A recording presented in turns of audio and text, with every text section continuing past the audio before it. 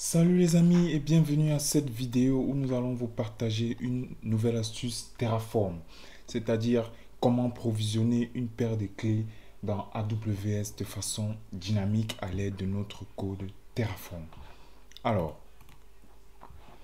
ce que nous allons créer comme projet, nous allons avoir notre projet Terraform là avec EC2 instance comme module, Security Group comme module qui sont déjà présents et nous allons leur ajouter le module Keeper qui va nous permettre de créer notre paire de clés sur Terraform et ensuite de provisionner Nginx sur notre instance EC2.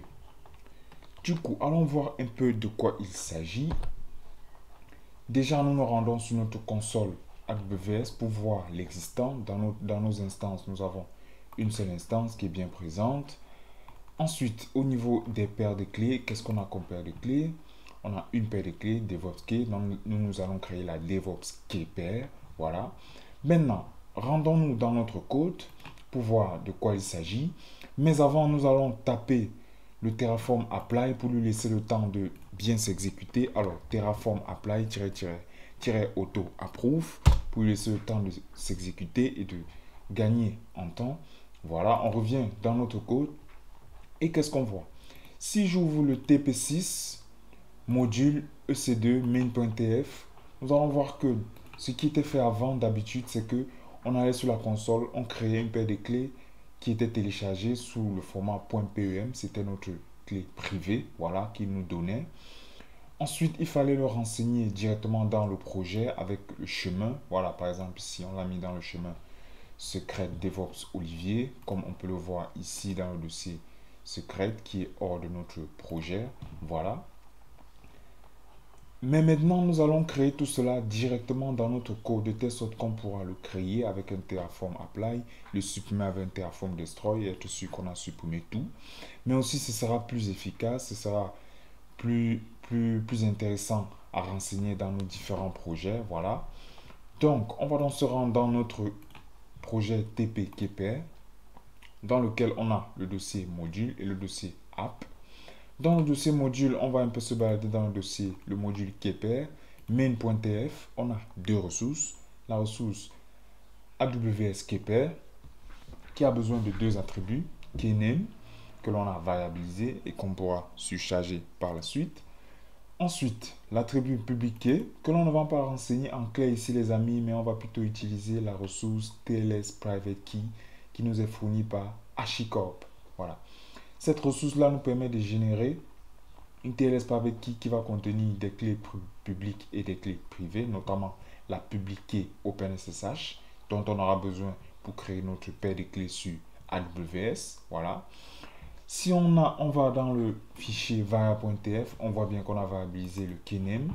Et dans output.tf, qu'est-ce qu'on a lancé en output? Déjà, le nom de la clé. Ensuite, le nom de la clé publique. Voilà, à partir du TLS private key. Et le nom de la clé privée à partir du TLS private key également.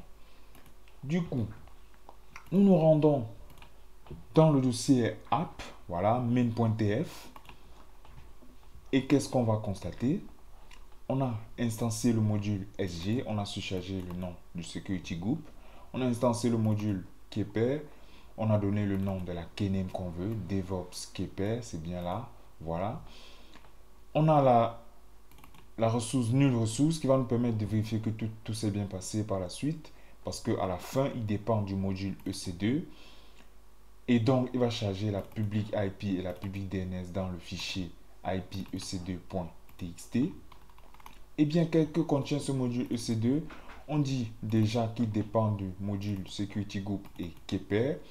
Ensuite, on se charge le type d'instance t2.micro.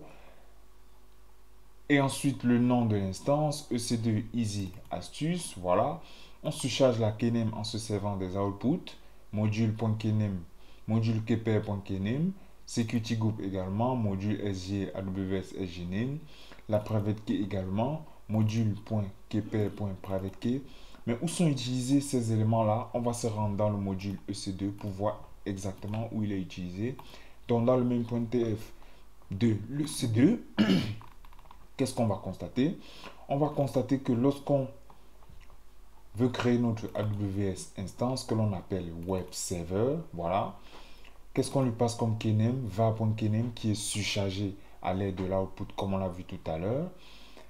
Et dans le remote exec, on utilise le var, la private key, voilà. Donc le var.key, il est aussi variabilisé et c'est lui c'est donc ces deux variables, keyname et private key, qui sont surchargés au niveau de l'application lorsqu'on veut créer notre instance EC2 tel qu'on peut le voir là, les amis. Donc, c'est tout pour notre code. On va se rendre dans notre terminal pour s'assurer que tout est bon. Voilà, tout est OK. Il a chargé nos différentes ressources. Si on remonte là, on va voir qu'il a créé l'instance. Ici, il a créé l'instance. Ensuite, dès qu'il a terminé de créer l'instance, il va appeler le provisionneur remote exec. Voilà. Il va se connecter. Il va se connecter là. Donc, ça prouve bien que la paire de clés a bien été chargée, puisque clé, sans cette paire de clés, il ne peut pas se connecter sur notre EC2. Ensuite, il va mettre à jour les packages. Il va installer Nginx tel qu'on l'a demandé. Voilà, il va installer les différents.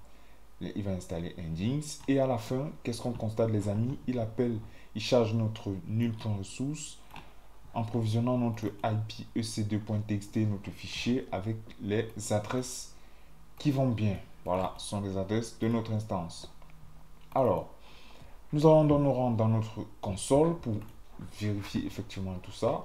On va actualiser nos paires de clés. On voit bien que la DevOps PK a été rajoutée, voilà, à l'instant. Ensuite, au niveau des instances, qu'est-ce qu'on va constater? L'instance EC2 Easy Astuce a bien été rajoutée ici, voilà. Ça a été rajouté avec les différentes adresses IP, il y a ça, et il y a l'adresse DNS, voilà. Et on peut bien voir que son statut, il est OK. Donc, on va aller dans notre EC2 récupérer l'adresse IP et on va l'ouvrir, voilà, accéder. Alors, s'il veut bien nous charger, eh bien, welcome to Nginx. Ça prouve bien que notre Nginx a très bien été installé. On revient dans notre code, les amis. On va dans app, on constate que notre IP ec2.txt a été créé avec la bonne adresse qui va bien, voilà. Donc, c'était tout pour cette astuce dans cette vidéo de Easy Training. À bientôt et ciao, ciao, les amis.